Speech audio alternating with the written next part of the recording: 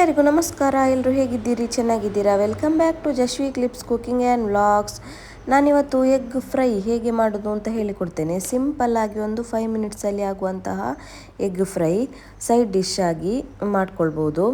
ನಾನಿಲ್ಲಿ ಒಂದು ದೊಡ್ಡ ಗಾತ್ರದ ಆನಿಯನ್ ತಗೊಂಡಿದ್ದೇನೆ. ಅದನ್ನು ಸ್ಲೈಸ್ ಆಗಿ ಕಟ್ ಮಾಡ್ಕೊಂಡಿದ್ದೇನೆ. ಈ ಥರ ಕಟ್ ಮಾಡ್ಕೊಳ್ಬೇಕು. ಸ್ಲೈಸ್ ಆಗಿ ಕಟ್ ಮಾಡ್ಕೊಂಡಾದ ನಂತರ ಒಂದು 5 ಬೆಳ್ಳುಳ್ಳಿ ತಗೊಂಡಿದ್ದೇನೆ. ಅದನ್ನು ಕೂಡ ಈ ಥರ ಸ್ಲೈಸ್ ಆಗಿ ಕಟ್ ಮಾಡ್ಕೊಂಡಿದ್ದೇನೆ. ಆನಂತರ ಒಂದು ಪ್ಯಾನ್ ಬಿಸಿಗಿಟ್ಕೊಂಡಿದ್ದೇನೆ.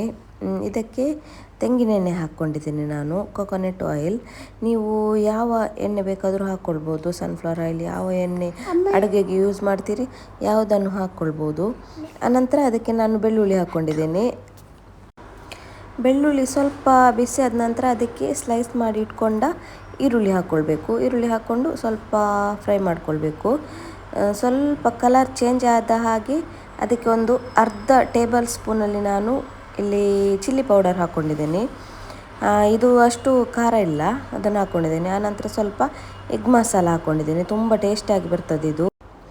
ಮತ್ತು ನಾನು ಇದಕ್ಕೆ ಒಂದು ಅರ್ಧ ಟೀ ಸ್ಪೂನ್ ಆಗುವಷ್ಟು ಕೊತ್ತಂಬರಿ ಹುಡಿ ಹಾಕ್ಕೊಂಡಿದ್ದೇನೆ. ಆನಂತರ ಇದಕ್ಕೆ ನಾನು 1/4 ಸ್ಪೂನ್ ಆಗುವಷ್ಟು ಒಂದು ಅರಿಶಿನ ಹುಡಿ ಹಾಕ್ಕೊಂಡಿದ್ದೇನೆ. ಅರಿಶಿನ ಹುಡಿ ಹಾಕ್ಕೊಂಡಾದ ನಂತರ ಸ್ವಲ್ಪ ಫ್ರೈ ಮಾಡಿ, ಚೆನ್ನಾಗಿ ಫ್ರೈ ಮಾಡಿ, ಮಿಕ್ಸ್ ಮಾಡಿ ಎಲ್ಲ ಚೆನ್ನಾಗಿ ಫ್ರೈ ಮಾಡ್ಕೊಳ್ಬೇಕು. ಇದಕ್ಕೆ ಸಾಲ್ಟ್ ಹಾಕ್ಕೊಂಡು ಸ್ವಲ್ಪ ಫ್ರೈ ಮಾಡ್ಕೊಳ್ಬೇಕು. ಅಂದರೆ ರುಚಿಗೆ ತಕ್ಕಷ್ಟು ಉಪ್ಪು ಸ್ವಲ್ಪ ಹಾಕ್ಕೊಳ್ಳಿ, ಸ್ವಲ್ಪ ಕ್ವಾಂಟಿಟಿ ಇದ್ದರೆ. ಹಾಗೆ ನೋಡಿ, ಈ ಥರ ಫ್ರೈ ಮಾಡ್ಕೊಳ್ಬೇಕು. ಆನಂತರ ಸ್ವಲ್ಪ ಇದಕ್ಕೆ ನೀರು ಹಾಕ್ಕೊಳ್ಬೋದು. ನೀರು ಹಾಕ್ಕೊಂಡು ಈ ಥರ ಮಾಡ್ಕೊಳ್ಳಿ. ಈ ಥರ ಮಾಡ್ಕೊಂಡು ನಾನು ಎಗ್ ವೈಟನ್ನು ಬೇರೆ ಮಾಡ್ಕೊಂಡು ಇಟ್ಟಿದ್ದೇನೆ. ಸ್ವಲ್ಪ ಚಿಕ್ಕ ಚಿಕ್ಕ ಪೀಸ್ ಕಟ್ ಮಾಡಿಕೊಂಡು ಅದನ್ನು ಅದಕ್ಕೆ ಹಾಕಿ ಫ್ರೈ ಮಾಡಿ. ಇದನ್ನು ಮೊದಲು ಹಾಕಿ ಫ್ರೈ ಮಾಡಿ, ಸ್ವಲ್ಪ ಎಲ್ಲ ಮಿಕ್ಸ್ ಮಾಡ್ಕೊಳ್ಳಿ, ಮಸಾಲೆಗೆಲ್ಲ ಮಿಕ್ಸ್ ಮಾಡ್ಕೊಳ್ಳಿ. ನೋಡಿ, ಎಗ್ ವೈಟ್ ಸೂಪರಾಗಿ ಫ್ರೈ ಆಗಿದೆ. ಆನಂತರ ಅದಕ್ಕೆ ನಾವು ಯೆಲ್ಲೋ ಪಾರ್ಟ್ ಹಾಕ್ಕೊಳ್ಬೇಕು.